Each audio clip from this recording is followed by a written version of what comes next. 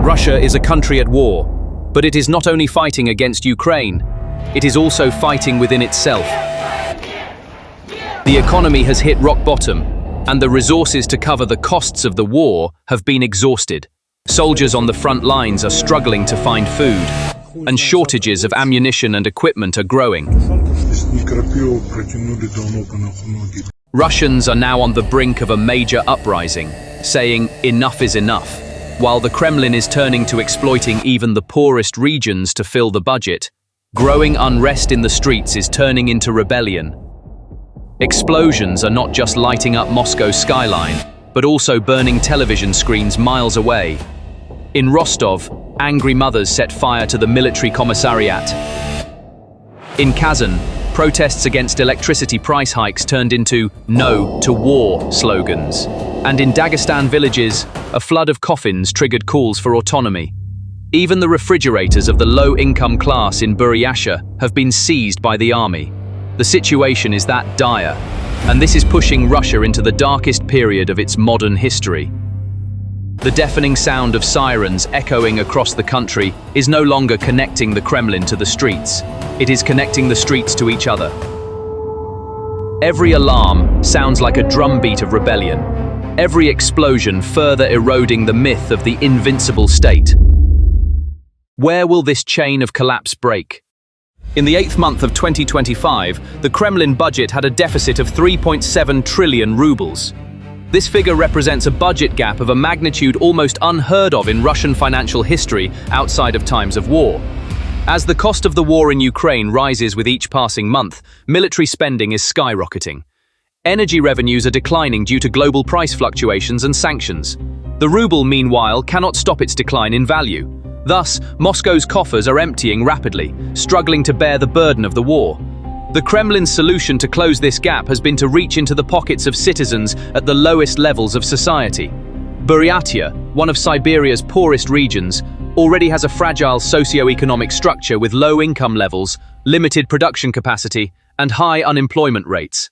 But in recent weeks, local authorities and volunteer networks have launched campaigns to collect supplies directly from the public to support the army. Announcements made in the Zagrayevsky region requested donations of refrigerators to be sent to field hospitals at the front lines. However, the list of requests quickly expanded to include basic humanitarian needs, such as motorcycles, clothing, wheelchairs, canes, and even drinking water. A small number of people voluntarily handed over their remaining working refrigerators and other usable items. But this scene attracted attention not only because of the material aid it provided, but also because of the message it conveyed. Local residents interpret the state and military's inability to meet even the most basic logistical needs with their own resources as a sign of deep failure in both economic management and war preparedness. The situation in Buryatia is being replicated almost exactly in other regions of Russia. In Irkutsk, the local administration suspended bonus payments to a wide range of people, from teachers to cultural workers, public officials and educators, and transferred these funds directly to the army's needs.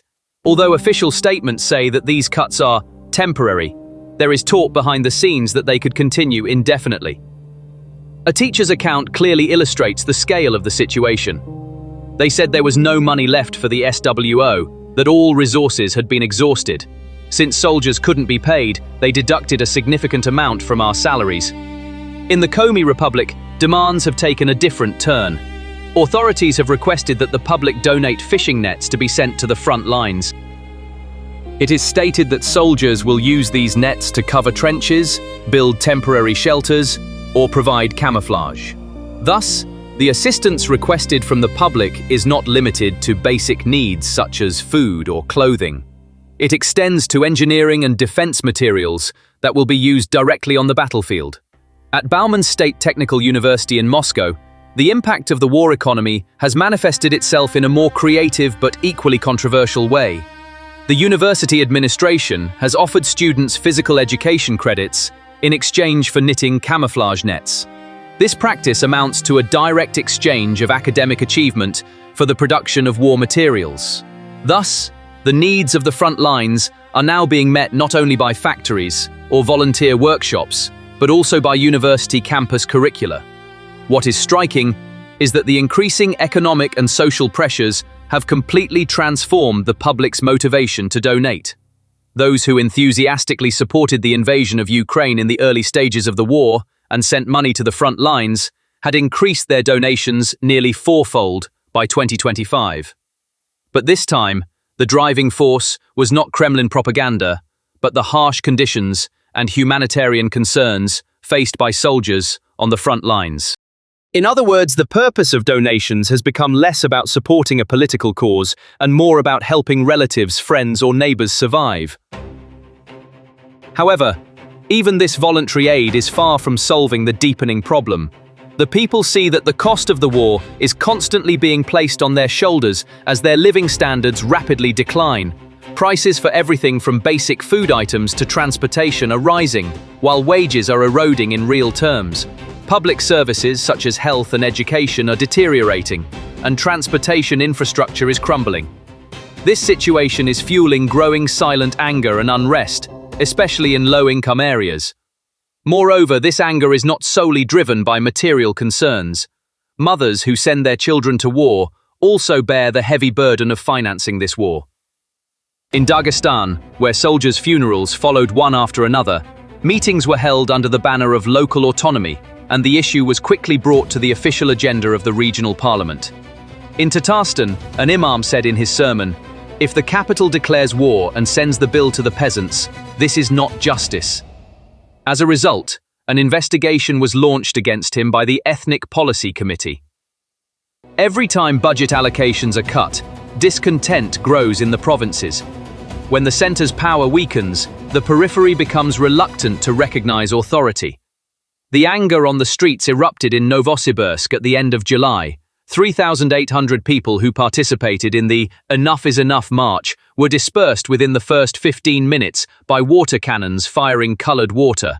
Memorial chains were formed in 19 cities with black balloons in their hands and the slogan, "Give me back my son," on their lips. In Perm, crowds protesting a 25% increase in the price of bread quickly switched to chanting, "No to war." Police offered those arrested two options: a fine of 600,000 rubles or voluntary deployment to the front lines. Finding men without passports in the city was nearly impossible. Most had left the country months earlier via Georgia or Kazakhstan. The losses were no longer just statistics, they had become a pain deeply embedded in people's homes. According to independent sources, the number of Russian soldiers killed, seriously injured, or missing between February 2022 and July 2025 reached 1.05 million. This meant that 1 in every 4 households in the country had a black ribbon hanging from their door.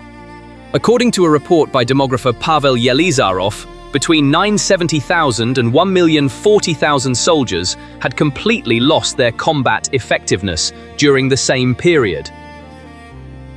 While official figures still insisted on 45,000 casualties, the reality of the graves was undeniable. The Independent Civil Initiative last address identified 132,000 new military grave markers ordered between April and June, based on data from marble workshops. This equated to an average of 1,450 deaths per day. Local newspapers in villages now print obituaries on extra pages, while in cities the question, "Why the war?" is spray-painted on neighborhood walls. While state television broadcast headlines about heroic defenders of the homeland, mothers on Telegram still whispered the same words. The zinc box arrived, we couldn't see his face. Nevertheless, 350,000 people were called up in an accelerated draft to make up for the new losses. But the confirmed number did not even reach 50,000. Instead of long queues in front of the provincial police headquarters, there are silent voids. Young people rush from the passport line to the Georgian border, the Mongolian steppe, or the Helsinki bus station. According to reports, over the past 9 months, 310,000 conscripts have crossed the borders of Georgia, Finland, Kazakhstan, and Turkey, illegally. Mobile border data shows that 22% of Russian citizens intend to leave the country. It is now the norm for families to wait at the door with their passports, cash, and digital wallets at the ready. An anonymous report from border guards says that over 120,000 people have declared their intention to leave the country permanently since the end of May. This brings the total number of war refugees to 1.3 million. The defense industry cannot find workers to replace the young men who have left, leaving production lines idle. The official unemployment rate still stands at just 7.3%, but this figure masks the employment illusion created by the war. The recruitment of military contract personnel has topped the list of most sought-after professions in Russia's open labor market database for the first time. Salary promises of up to 500,000 rubles are splashed across posters to lure young people from poor regions into the barracks. But for those who know the truth, these advertisements are often synonymous with two signs seen side by side on the same street. One is a banner recruiting soldiers, the other is an advertisement for a coffin manufacturer. In the civilian sector, the picture is even bleaker. The disruption of the supply chain for Western technology components has crippled production. In the past month alone, 1,100 medium-sized factories have closed down. The 68,000 people laid off in the automotive sector formed long lines in front of tax offices. Applications for temporary social credit hit a record high. The consumer front is also experiencing a severe downturn. In the neighborhood markets of the Leningrad Oblast, the price of a kilogram of potatoes has reached 90 rubles. Pensioners are calculating whether they can afford to buy bread when they go to the pharmacy to get their prescription drugs. The subsidized smart credit card project, which the government has begun to talk about, is being described as a QR code version of the coupon books of the 1990s. The crisis is not limited to income and consumption. The country's skilled human resources are also rapidly dwindling. Since the beginning of June, 47 rural health centers have hung signs saying, "Temporarily closed," due to a shortage of doctors. In some areas, the nearest dental clinic is 300 kilometers away, and a farmer writhing in toothache expresses his anger, saying, "Did I not have my teeth pulled to win the war?" Middle-class families are paying large sums of rubles to consulting firms operating along the Turkey-Armenia-Serbia route to send their children abroad. Demographic indicators are revealing one of the harshest reflections of social collapse. The birth rate dropped by 7% in 2024. In the first quarter of 2025, the decline reached 12%. Reports from maternity clinics confirm that expectant mothers are unwilling to raise children in an environment of economic uncertainty and social unrest. Thus, the economic crisis is quietly consuming not only the present, but also the future of the country. The wave of emigration is no longer just the desperate flight of the poor. The richest segment of the country is also quietly packing their bags. As always, the elite made the first move. Oligarchs are withdrawing their assets from Russia by transferring them to Dubai-based offshore trusts. In the last 3 months, $15 billion has fled abroad unregistered. Luxury villas in Rublevka have fallen to half their price on real estate portals, but the market is still frozen. No one wants to tie their fortune to a house burning with rubles. The central bank is issuing warning after warning, saying, "You are disrupting the balance of payments." But these warnings are not affecting the appetite of law firms or the determination of buyers. Deals are being struck behind the scenes, synchronized with private jet departure times. In the corridors of the capital, the same phrase is being whispered more and more frequently. If the ruble hits 160, even those who stayed will start looking for tickets. But after the attacks in June, 117,000 passports were issued in just 1 month. Queues of vehicles at the Georgian border crossed 35 kilometers. Kazakhstan limited entries by imposing quotas on authorization visas. Even Armenia began discussing a cap on temporary residence applications on the grounds of preserving the male population balance. Andrei, 28, who left Barnaul, explained his decision in a short video posted on YouTube. "If I stay here, there are 2 possibilities, the front or prison. Exile is expensive, but if there is a price to pay for survival, I have chosen to pay it." All these developments are severely eroding the political image that Vladimir Putin has worked so hard to cultivate over the years. This is because Vladimir Putin's war on Ukraine, which began in 2022, was presented as a historic mission and rebirth of the nation, thanks to the Kremlin's skillful propaganda in the early days. Victory songs were played on state television and Russian flags waved in the squares. But as time passed, the cost of the war became visible both on the front lines and within the country. As months turned into years, ammunition shortages, losses of armored vehicles and drones, and even the inability to provide basic medical supplies dealt a direct blow to Putin's image as an invincible leader.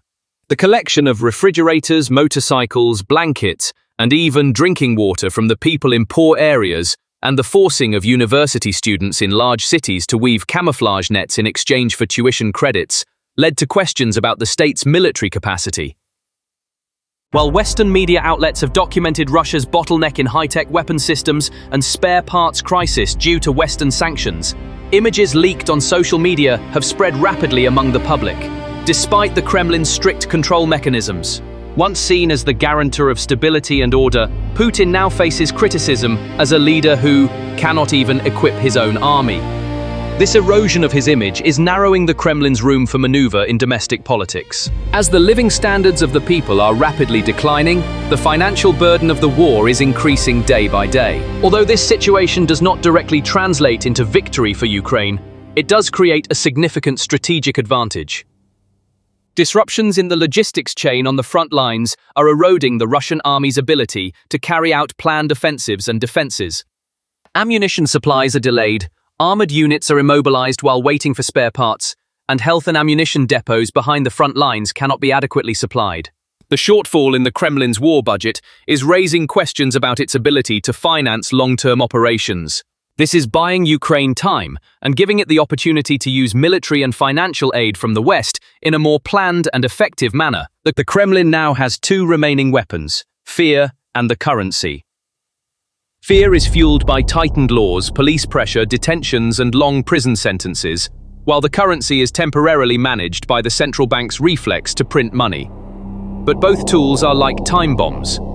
The more fear is suppressed, the greater the pressure builds within society. The rubles printed fuel inflation, and the money in people's pockets rapidly loses value. State television may say that everything is under control, but the empty shelves in supermarkets and constantly changing price tags send a clear message to citizens on the street: out of control. Air raid sirens have become a psychological barometer measuring the country's mood. Each alarm sounds like a hammer blow, eroding the ruble further and adding new cracks to the wall of people's patience. The fear fueled by the Kremlin's stick policy is backfiring like a chemical reaction. History has shown this cycle many times. In 1993, Yeltsin built fear by attacking parliament with tanks. But when the economy collapsed, that fear evaporated. Today, the economy is already evaporating, so the life of fear is much shorter. Russian history books contain the phrase, "The Russian uprising is a powerful phenomenon." But the picture for 2025, rather than whispering its meaning, screams it out loud. Bread is expensive, children are in the grave, the ruble is worthless, and drone sirens can be heard day and night. And past examples clearly show the outcome of this formula. In 1905, the first revolutionary uprising was suppressed with blood, but 12 years later, the empire collapsed. In 1989, the human chain of the Baltic peoples was isolated, but 2 years later, the Soviet Union collapsed. Today, that chain is being rebuilt in any square with the screams of a mother, the rebellion of a soldier fleeing the front lines, and the rumble of hunger. The only difference this time is that the chain is breaking faster than ever before in history. What do you think about this?